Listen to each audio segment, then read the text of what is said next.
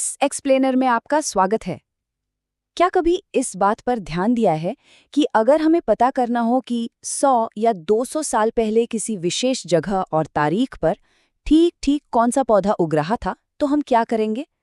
सुनने में ये किसी साइंस फिक्शन जैसा लग सकता है, लेकिन ये वनस्पति विज्ञान की एक बिल्कुल असली और बेहद अहम शाखा है, जिसे हर्बेरियम कहा जाता है।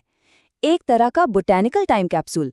तो चलिए इस दिलचस्प सफर की शुरुआत करते हैं और समझते हैं कि कैसे एक साधारण सी दिखने वाली पत्ती भविष्य के लिए एक इतना महत्वपूर्ण वैज्ञानिक दस्तावेज बन जाती है। खैर, इस चर्चा को आगे बढ़ाने के लिए और इस पूरी प्रक्रिया को बेहतर ढंग से समझने के लिए हम अपने इस सफर को 4 हिस्सों में देखेंगे। पहला, एक वानस्पतिक पुस्तकालय, फिर प्रकृति को संरक्षित करने के उपकरण, उसके बाद एक 6 चरणीय मास्टर क्लास और आखिर में जानेंगे भारत के विशाल अभिलेखागारों के बारे में। तो चलिए पहले हिस्से की तरफ बढ़ते हैं, एक वानस्पतिक पुस्तकालय। आखिर एक ऐसी लाइब्रेरी का क्या मतलब है जहां किताबें कागज के पन्नों की नहीं बल्कि खुद पौधों से बनी हो? हर्बेरियम सुनने ने शायद सूखी और मृत पत्तियों का कोई बेतरतीब ढेर लगे, पर सच में ऐसा बिल्कुल नहीं है। असल में ये एक ऐसा कलेक्शन है जहां पौधों के सैंपल्स को पहले अच्छी तरह सुखाया जाता है, दबाकर कागज की शीटों पर लगाया जाता है और फिर भविष्य के लिए एक मान्य वर्गीकरण पद्धति के हिसाब से व्यवस्थित किया जाता है। आसान भाषा में कहें तो यही व्यवस्था इसे एक प्रामाणिक और हाईली ऑर्गेनाइज्ड वैज्ञानिक डेटाबेस में बदल देती है। अब सवाल उठता है कि भाई इतनी मेहनत आखिर क्यों? इसका मकसद बहुत ही साफ और दूरदर्शी है। ये सुनिश्चित करता है कि हमारा जैविक डेटा आने वाली पीढ़ियों के लिए सुरक्षित रहे। इससे पौधों की पहचान करना बहुत आसान हो जाता है। और सबसे बड़ी बात, ये किसी एक स्पेसिफिक टाइम पीरियड का ऐतिहासिक डेटा देता है। यानी जलवायु परिवर्तन से 50 साल पहले वहाँ कौन सा पौधा मौजूद था, ये हर्बेरियम हमें एकदम सटीक तरीके से बता सकता है। चलिए अब इसके प्रैक्टिकल पहलू पर आते हैं, हमारा दूसरा भाग, प्रकृति को संरक्षित करने के उपकरण। देखते हैं कि जब वनस्पति विज्ञानी फील्ड में उतरते हैं तो वे अपने साथ बिल्कुल किस तरह के उपकरण लेकर जाते हैं। इन उपकरणों में सबसे अनोखा नाम है वैस्क्यूलम।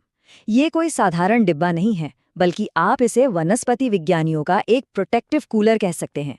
ये टिन से बनी एक खास पेटी होती है। इसकी ठंडी धातु की दीवारें नाजुक वनस्पति खोजों को चिलचिलाती धूप या तेज हवा से बचाती हैं, ताकि वे बिल्कुल ताज़ी और सुरक्षित हालत में लैब तक पहुंच सके। वैस्कुलम के अलावा भी कुछ बेहद जरूरी उपकरण होते हैं। सख्त शाखाओं को काटने के लिए तेज धार वाले प्रूनिंग शेयर की जरूरत होती है, जड़ों को मिट्टी से निकालने के लिए खुरपी, और इसके साथ ही एक भारी भरकम हर्बेरियम प्रेस होता है, जिसका वजन पौधों को बिल्कुल चपटा करने का काम करता है। और हाँ, इन सब से अहम है एक फील्ड नोटबुक, जिसमें उसी क्षण पौधे से जुड़ी हर छोटी बड़ी डिटेल तुरंत दर्ज की जाती है। आइए अब आगे बढ़ते हैं और देखते हैं कि ये सब एक साथ काम कैसे करता है। हमारा तीसरा हिस्सा, 6 चरणीय मास्टर क्लास। एक परफेक्ट स्पेसिमेन आखिर बनता कैसे है? ये कोई ऐसा काम नहीं है जिसे आप जल्दबाजी में निपटा दें। ये लैब की एक बेहद बारीकी वाली 6 चरणों की प्रक्रिया है। संग्रह से शुरू होके प्रेस करना, सुखाना, आरोपण, नामांकन और आखिर में स्टोरेज। एक छोटी सी गलती और सारी वैज्ञानिक मेहनत बर्बाद। तो चलिए इन स्टेप्स को थोड़ा करीब से समझते हैं। सबसे पहला स्टेप है संग्रह यानी कलेक्शन। यहाँ एक बात जो सबसे ज्यादा ध्यान रखने वाली है वो ये कि पौधे की शाखा के साथ फूल का होना एकदम जरूरी है। बिना फूल के कोई भी सैंपल वैज्ञानिक रूप से अधूरा माना जाता है। और जैसा कि हमने पहले कहा, सैंपल लेते ही तुरंत अपनी फील्ड नोटबुक निकालनी पड़ती है। उसी क्षण भौगोलिक डेटा, पौधे का नेचर और उसका स्थानीय नाम नोट करना होता है, क्योंकि बाद में ये चीजें भूलने का पूरा खतरा रहता है। इस स्लाइड को देखिए, ये बड़ी खूबसूरती से दिखाती है कि टेक्निक का सही होना कितना जरूरी है। अगर पौधे को प्रेस करते वक्त लापरवाही की, जैसे पत्तियां आपस में मुड़ जाएं या फूल छिप जाएं, तो वो सैंपल किसी काम का नहीं रहता। सही तरीका वही है जिसमें पौधे की पूरी संरचना, उसकी एक एक पत्ती और पुष्पीय भाग बिल्कुल साफ और स्पष्ट रूप से फैले हुए हों, तभी उसकी सही पहचान हो पाएगी। प्रेस करने के बाद बारी आती है तीसरे स्टेप की, सुखाना। पौधे में मौजूद नमी उसे सड़ा सकती है, इसलिए उसे ब्लॉटिंग पेपर के बीच दबाकर रखा जाता है। और सच बताऊं तो ये कोई एक बार का काम नहीं है। सारी नमी सोखने के लिए हर 24 घंटे में कागजों को बदलना पड़ता है या फिर प्रेस को धूप में सुखाना पड़ता है। ये थोड़ा थकाऊ जरूर है, पर बहुत जरूरी है। सूखने के बाद आता है आरोपण, यानी माउंटिंग। और यहाँ आकर हर चीज बेहद नपी तुली हो जाती है। हर्बेरियम शीट बिल्कुल 29 गुणा 41 सेंटीमीटर की ही होनी चाहिए। पौधे को ध्यान से चिपकाने के बाद उस पर 0.1% मर्क्यूरिक क्लोराइड विलयन का स्प्रे किया जाता है। यही वो खास केमिकल है जो लैब्स को उनकी वो टिपिकल क्लिनिकल गंध देता है और पौधे को कीड़ों, दीमकों और फफूंद से हमेशा के लिए बचा लेता है। लेकिन एक बात जान लीजिए, इतना सब होने के बाद भी एक पूरी तरह से प्रिजर्व्ड पौधा वैज्ञानिक रूप से बिल्कुल बेकार है, अगर उस पर सही नामांकन या लेबलिंग न की गई हो। शीट के एकदम निचले दाएं कोने पर 4-5 गुणा 7.5 सेंटीमीटर का एक लेबल लगता है।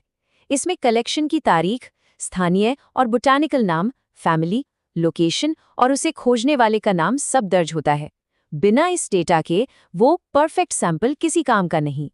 चलिए, इन सारे रूल्स को एक साधारण से उदाहरण से समझते हैं। मान लीजिए एक सैंपल तैयार हुआ। उसका लेबल हमें साफ बताएगा कि ये ब्रेसिका कैम्पेस्ट्रस यानी आम सरसों का पौधा है जो ब्रेसिकेसी कुल से आता है। इसे 30 दिसंबर 2018 को रायपुर में रमेश कुमार द्वारा खोजा गया था। देखा, इस एक छोटे से लेबल ने उस पौधे का पूरा इतिहास और भूगोल बता दिया।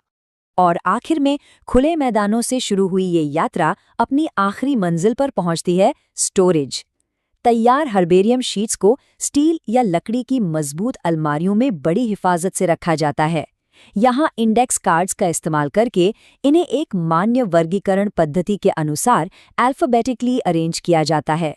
और हाँ, इस खजाने को सुरक्षित रखने के लिए नियमित रूप से कीटनाशकों का छिड़काव भी होता है। अब जब हमने एक सिंगल पत्ती की कहानी समझ ली है, तो चलिए थोड़ा जूम आउट करते हैं और इसे एक बहुत बड़े पैमाने पर देखते हैं। हमारा चौथा हिस्सा, भारत के विशाल अभिलेखागार। एक पल के लिए जरा इस नंबर पर गौर कीजिए। 25 लाख, है ना हैरान करने वाली संख्या। ये भारत के सिर्फ एक ही फैसिलिटी में सहेज कर रखे गए सैंपल्स की गिनती है। ये प्रकृति के 25 लाख अलग अलग समय और जगहों के स्नैपशॉट्स हैं जो आज भी सुरक्षित हैं। अब इस स्लाइड में जो बात वास्तव में दिलचस्प है वो ये है कि ये संस्थान आखिर कितने ऐतिहासिक हैं।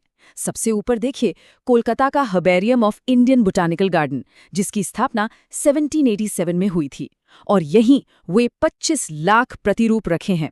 देहरादून, मद्रास, पुणे और शिलांग जैसे केंद्रों के ये आंकड़े साफ बताते हैं कि हमारी वैज्ञानिक विरासत कितनी समृद्ध है, जो सदियों से हमारे इकोसिस्टम को सहेज रही है।